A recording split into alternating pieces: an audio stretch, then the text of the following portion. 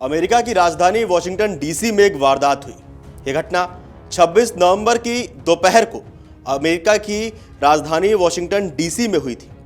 जगह थी फेरागट waste metro station, जो व्हाइट हाउस से बस 2 ब्लॉक दूर है, यानी बिल्कुल शहर में। अगर हम इस हमले की विवरण की बात करें तो हुआ क्या था। दरअसल रहमानुल्लाह लकनवाल नाम के एक अफगान नागरिक ने घात लगाकर 2 नेशनल गार्ड सदस्यों पर .357 मैग्नम रिवॉल्वर से गोलियां चलाईं।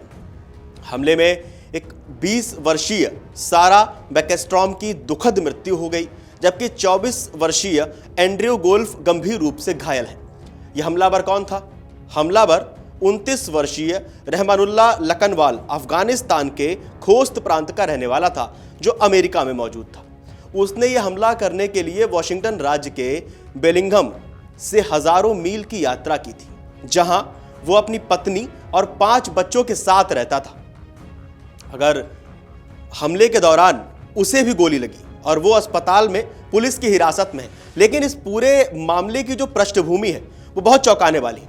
और वो इतनी चौंकाने वाली है कि अमेरिकी प्रशासन को, अमेरिकी राष्ट्रपति डोनाल्ड ट्रंप को कई सख्त निर्णय भी लेने पड़े। क्या निर्णय लिए गए, अभी हम इसका जिक्र करते हैं। दरअसल लकनवाल का CIA कनेक्शन निकला है।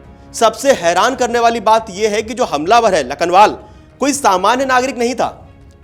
उसकी जो पृष्ठभूमि है वो अमेरिकी सेना और खुफिया एजेंसी CIA से जुड़ी हुई थी। CIA की 0 यूनिट, वो CIA समर्थित अर्धसैनिक समूह जिसे कंधार स्ट्राइक फोर्स कहा जाता है, उसका सदस्य था। अमेरिकी सेना के साथ काम, उसने अफगान सेना में 10 साल सेवा की थी और अमेरिकी स्पेशल फोर्सेस के साथ मिलकर भी काम किया था। अमेरिका में एंट्री अगस्त 2021 में तालिबान के कब्जे के बाद उसे ऑपरेशन एलाइस वेलकम कार्यक्रम के तहत अमेरिका लाया गया था। उसके बाद शरण, उसने दिसंबर 2024 में शरण के लिए आवेदन किया और अप्रैल 2025 में, यानी ट्रंप प्रशासन के दौरान ही उसे वहां की शरण मिल गई, वहां वो रहने लगा, वहां की नागरिकता मिल गई। मानसिक स्वास्थ्य की बात सामने आई। एक रिपोर्ट बताती है कि लकनवाल मानसिक स्वास्थ्य समस्याओं से जूझ रहा था, ऐसा कुछ रिपोर्ट्स में दावा किया। हालांकि अमर उजाला इस बात की पुष्टि नहीं करता है, और अपनी यूनिट द्वारा की गई हिंसा से परेशान था। उसके सोशल मीडिया पर पश्चिमी विरोधी पोस्ट और तालिबान प्रचार सामग्री भी मिली।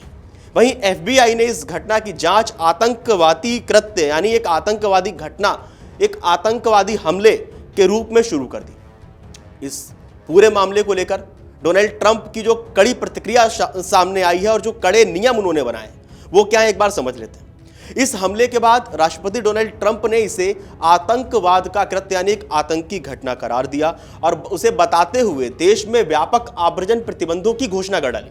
और उनके कुछ जो मुख्य कदम है उनकी एक बार बात कर लेते हैं, क्योंकि 19 देशों पर प्रतिबंध लगा दिया गया अमेरिका के अंदर, यानी 19 देशों के लोग अमेरिका में नहीं जा सकते। 19 चिंता के देशों, अगर हम बात करें तो ट्रंप प्रशासन ने जून 2025 में 19 देशों को चिंता के देश घोषित किया था। और अब उन्होंने घोषणा की है कि सभी अफगान आवेदनों पर रोक, यानी अफगानिस्तान के नागरिकों के सभी आव्रजन आवेदनों को तुरंत और अनिश्चित काल के लिए सस्पेंड कर दिया जाए। ग्रीन कार्ड धारकों की समीक्षा, USCIS यानी नागरिकता और आव्रजन सेवा के निर्देश पर इन 19 चिंता के, जिनको उन्होंने टेंशन कंट्रीज बताया था, जिनको प्रतिबंध लगाया है, तो उन 19 देशों के जो ग्रीन कार्ड धारक है उनकी पूरी तरह से समीक्षा की जाएगी, उनका रिव्यू किया जाएगा। 12 देशों पर पूरी तरह से प्रतिबंध, और वो 12 देश कौन से? Afghanistan, Iran, Somalia, Yemen, Haiti, Sudan, Myanmar, Chad, Congo गणराज्य, इक्वेटोरिया, गिनी, इरिट्रिया और लीबिया जैसे 12 देशों के नागरिकों के अमेरिका में प्रवेश पर पूरी तरह से प्रतिबंध लगा दिया। एक और जो रिपोर्ट्स के मुताबिक हम तक बात सामने आई, ट्रंप ने सोशल मीडिया, जो उनका सोशल प्लेटफॉर्म है द ट्रुथ सोशल, उस पर भी उन्होंने पोस्ट किया। तो उसमें उन्होंने कहा है कि ट्रंप ने जो अपने social media platform truth social पर थैंक्स गिविंग की रात को घोषणा की है कि वो सभी तीसरी दुनिया के देशों से आव्रजन को स्थायी रूप से रोकेंगे। हालांकि उन्होंने स्पष्ट नहीं किया कि किन देशों को इसमें शामिल किया जाएगा। कुछ और जो कड़े कदम उठाए वो ये है कि ट्रंप ने वॉशिंगटन DC में 500 अतिरिक्त नेशनल गार्ड सैनिकों की तैनाती का ऐलान किया।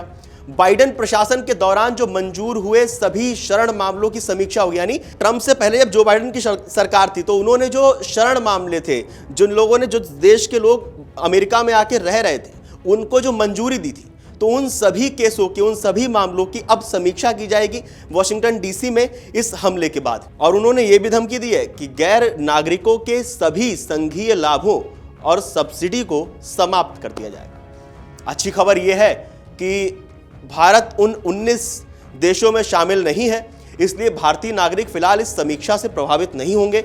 हालांकि विशेषज्ञों का मानना यह है कि यह कदम अमेरिका की पूरी आव्रजन नीति में बड़े बदलाव का एक संकेत भी हो सकता है।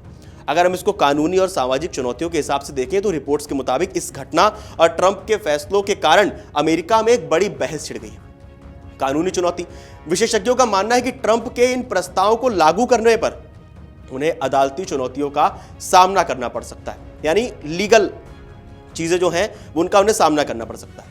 उनके पहले कार्यकाल के मुस्लिम बहुल देशों पर लगे यात्रा प्रतिबंध को भी अदालत में चुनौती दी गई थी। हालांकि सुप्रीम कोर्ट ने उसे सही ठहराया था उस वक्त। सामाजिक प्रतिक्रिया की अगर हम बात करें तो अफगान समुदाय के जो प्रतिनिधियों हैं, अफगान समुदाय के जो प्रतिनिधि हैं और संगठनों ने जो चिंता व्यक्त की है, उस पर एक व्यक्ति के अपराध के लिए पूरे अफगान समुदाय को कलंकित नहीं किया जाना चाहिए। यह हमला उन अफगान नागरिकों के लिए एक महत्वपूर्ण मोड़ साबित हो सकता है जिन्होंने तालिबान से भागकर और अमेरिकी सेना की मदद करके अमेरिका में शरण ली है। आप लोगों को क्या लगता है ट्रंप की नीतियों को लेकर, ट्रंप के इस फैसले को लेकर? हमें कमेंट करके जरूर बताएं और देश और दुनिया की तमाम बड़ी खबरें जानने के लिए देखते रहिए अमर उजाला। अगर आप ये वीडियो YouTube पर देख रहे हैं तो हमारे चैनल को सब्सक्राइब कर बेल आइकन दबाएं और Facebook पर देख रहे हैं तो हमारे पेज को लाइक करें।